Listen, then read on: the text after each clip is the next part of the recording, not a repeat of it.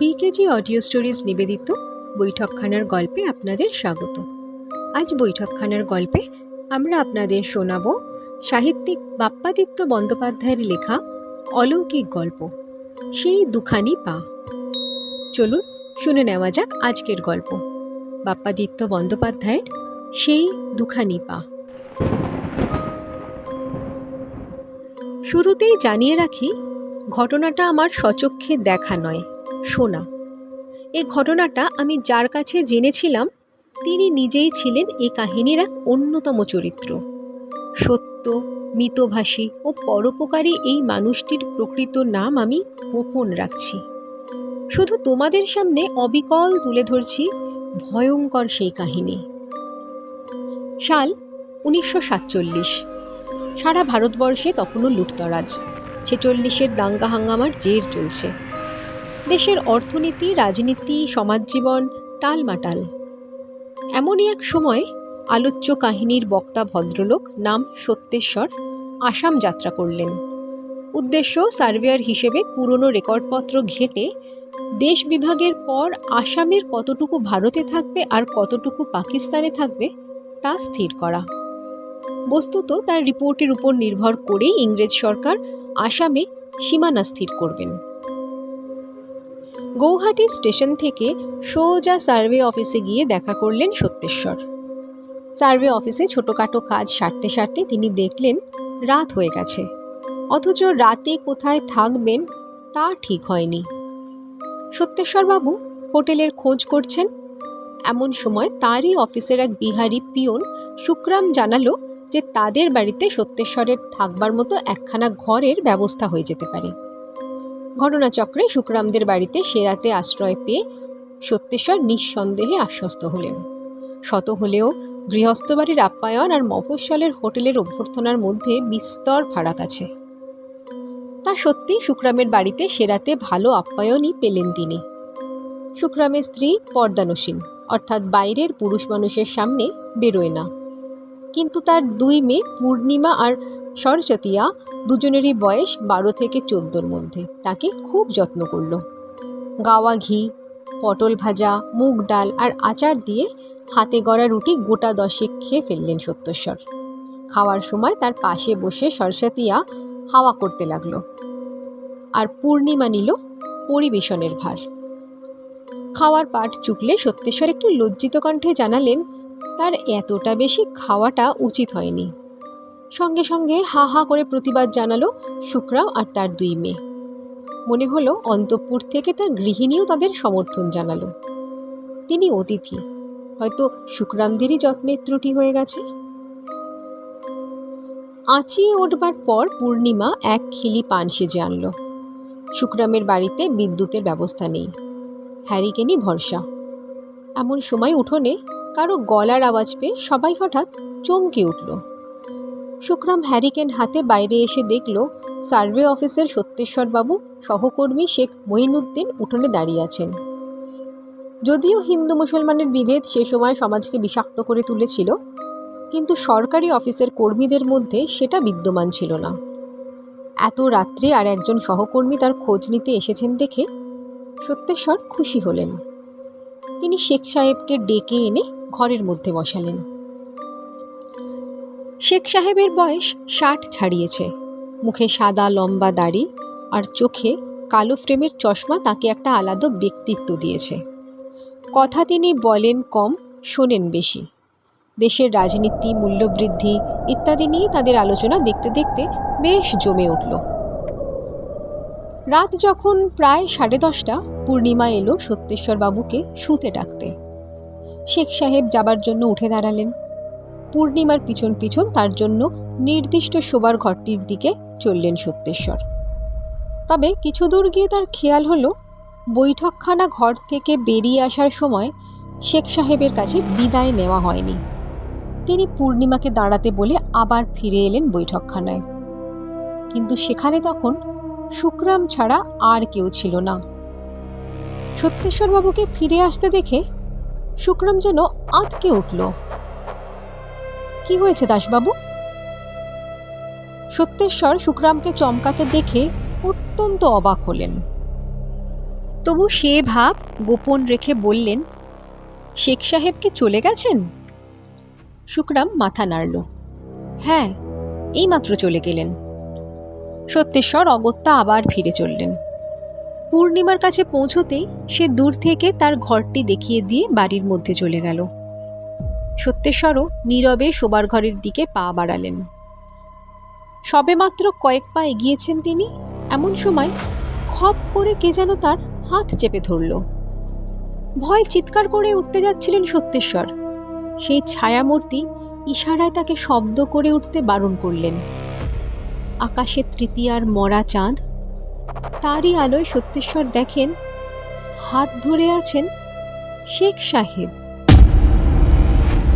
ফিসফিস করে শেখ সাহেব বললেন, দাসবাবু, আমি আপনার জন্যেই চলে যেতে পারিনি, আপনি এই মোড়কটা আপনার কাছে রাখুন।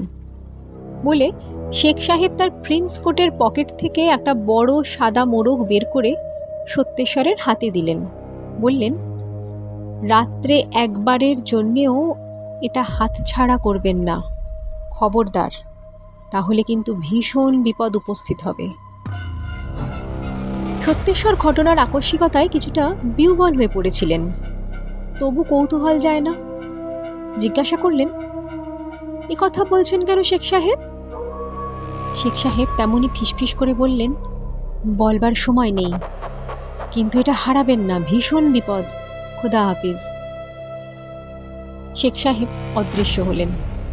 তার দেওয়া সাদা কাগজে মোড়া চৌকো বস্তুটা হাতে নিয়ে সত্যেশ্বর ঢুকলেন শোবার ঘরে। ঘরটি মাটির, বিছানা করা আছে পরিপাটিভাবে, মায় মশারিটি পর্যন্ত টাঙানো আছে। একটি ছোট টুলের ওপর কুঁজো আর গ্লাস। সত্যেশ্বর পাঞ্জাবি খুলে সরিয়ে রাখলেন। তারপর এক গ্লাস জল খেয়ে শুতে যাবেন। তার মনে পড়ল মোড়কটার কথা, শেখ সাহেব যেটাকে হাতছাড়া করতে নিষেধ করেছিলেন। তাড়াতাড়ি সেটাকে পাঞ্জাবির পকেট থেকে বের করে কোমরে ঘুনশিতে রেখে দিলেন। তারপর শুয়ে পড়লেন।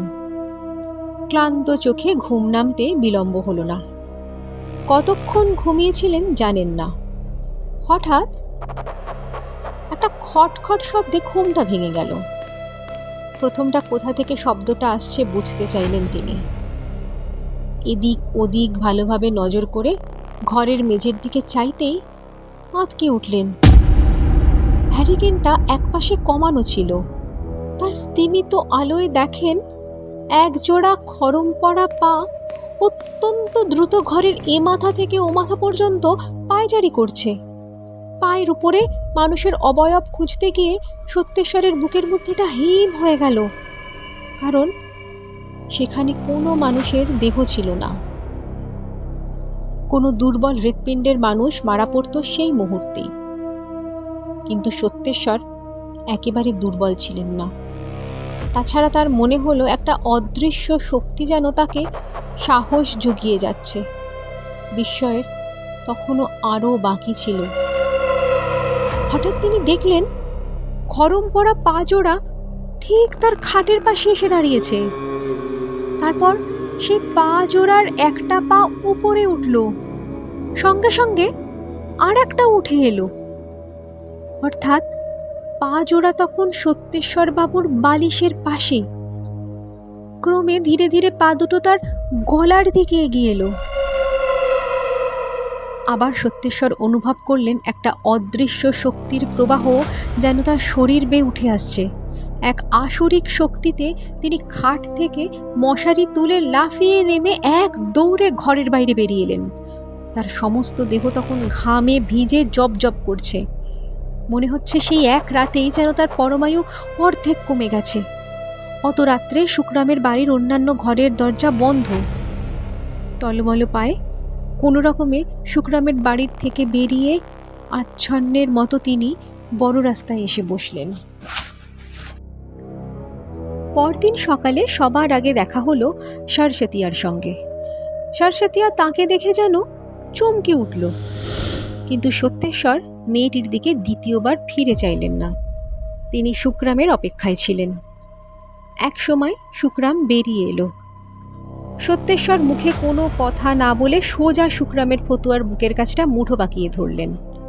আর আশ্চর্যের ব্যাপার, শুকরাম শিশুর মতো শব্দ করে কেঁদে উঠল।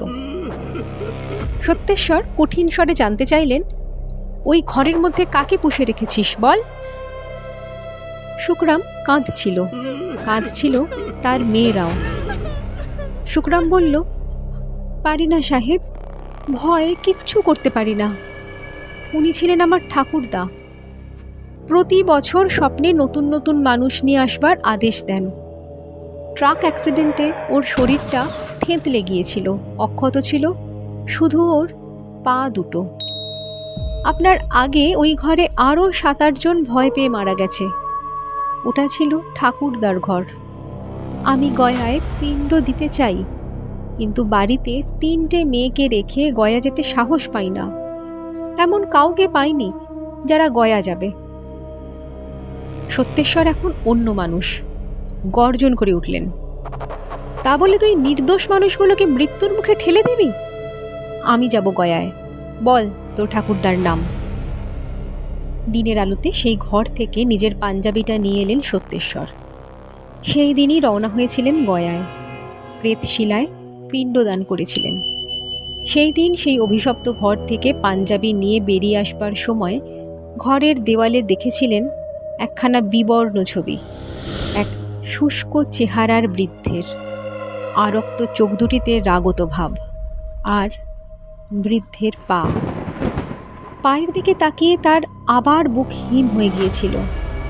তার মনে হয়েছিল ছবিটা বুঝি জীবন্ত। সে ছবি ঘরের মধ্যেই পুড়িয়ে দিয়ে এসেছিলেন তিনি। শেখ সাহেবকে পরে সব ঘটনা জানাতে তিনি গম্ভীর হয়েছিলেন। বলেছিলেন, যখনই আর এক পিয়ন বৈকুণ্ঠের মুখে শুনলাম যে শুকরাম আপনাকে ওর বাড়িতে নিয়ে গেছে, তখনই বিপদের আশঙ্কা করেছিলাম। ওই সাদা মোড়কটা আমার এক শ্রদ্ধেয় পীর বাবার তাবিজ। যাই হোক, এই ঘটনার কিছুদিন পরে শুকরাম ওই বাড়ি ছেড়ে, চাকরি ছেড়ে দেশে ফিরে যায়। আর পিণ্ডদানের পর সে ঘরের বদনামও আর সত্যেশ্বর শোনেননি।